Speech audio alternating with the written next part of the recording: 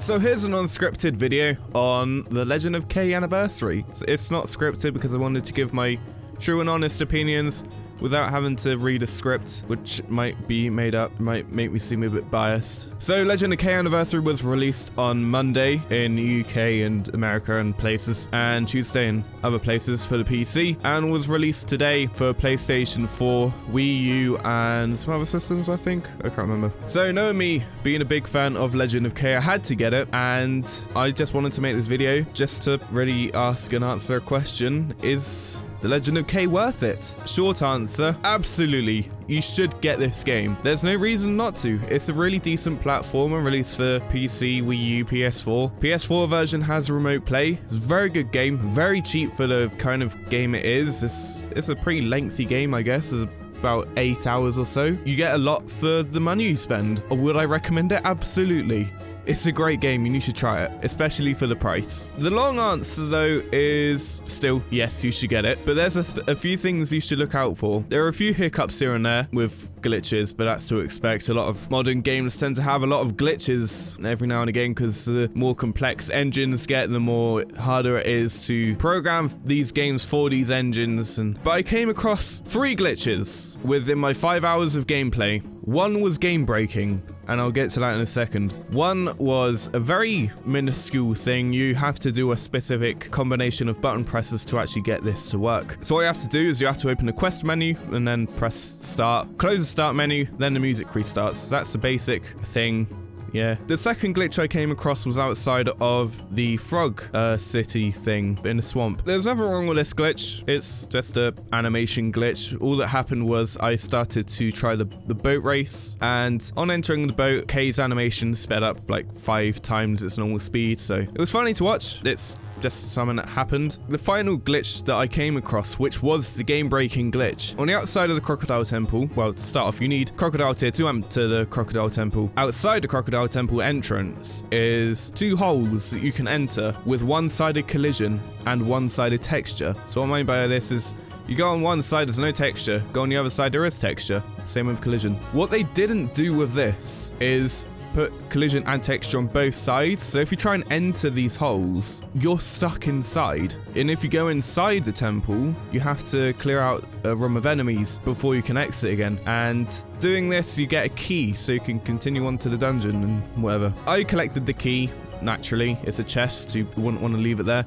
Exited, carried on with the story as normal, and collected the crocodile tear so I could enter it and some other things. And this is where the game broke. Somewhere along the line, between getting into the dungeon, getting the key, leaving, coming back, I lost the key. So I can no longer carry on with the rest of the game. So I have to start those 5 hours of gameplay again. So that glitch happened. I sent them an email, hopefully they'll fix it. I also asked them on Steam before the game was released if there was going to be any reorchestrated or refined music or anything along those lines, such as music found in Kingdom Hearts 2.5 and 1.5, and they said they weren't getting it reorchestrated or getting it played by a live band or whatever. They said that they were gonna change the they were changing the sounds of the instruments and things they were using. I personally didn't notice. It might sound a bit more high quality, but I just couldn't notice the difference between the original and the quote-unquote remastered soundtrack. So controls are exactly the same. Controls like the original Legend of K. Ball race is exactly the same. Quests are exactly the same. There's nothing really new added. Same quest lines, basic, but quest lines nonetheless.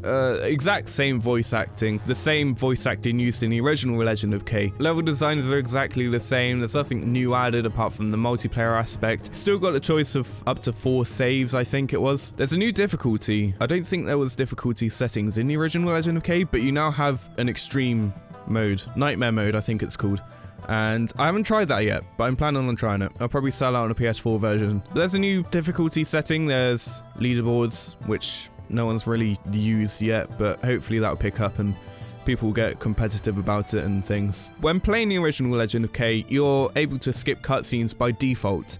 They turned this off in the remastered version. You can still skip cutscenes going through doors and very small animations and things, so those are still skippable. There's nothing really changed about that. The one thing that everyone complained about the PC version, no graphical settings at all. You have brightness and contrast. That's it. There's only one graphical setting. That's it. They did say on the Steam community, this isn't a long-term fix. This is going to get annoying for people who want to change their resolution in games for streaming and things. But they said that a quick fix to this would be to go into the settings of the Steam library of Legend of K and change the resolution and the full size mode there, which is a really stupid fix. If you want to have a graphical setting done right for a PC game, you're going to have graphical settings, graphics quality, texture quality, render distance, resolution settings, window mode, anti-aliasing. You need to have these things in a PC port of a game. But other than that, it's a perfectly playable game. It's beautifully remastered, looks gorgeous, it's great for £16 at the moment of this recording.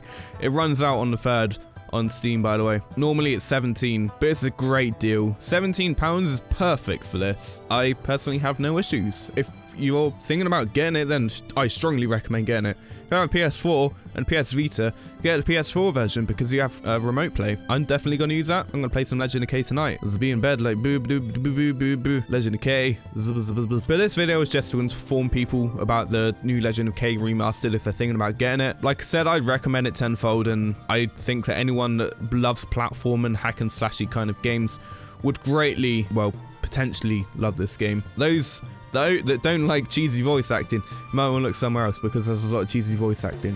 There's a Jamaican frog. So I hope this helped people when deciding if you were going to get Legend of K remastered or not. Hopefully I persuaded you in the right direction to get it, and hopefully you'll have a great time playing it. So thanks for listening, and until next time, good day.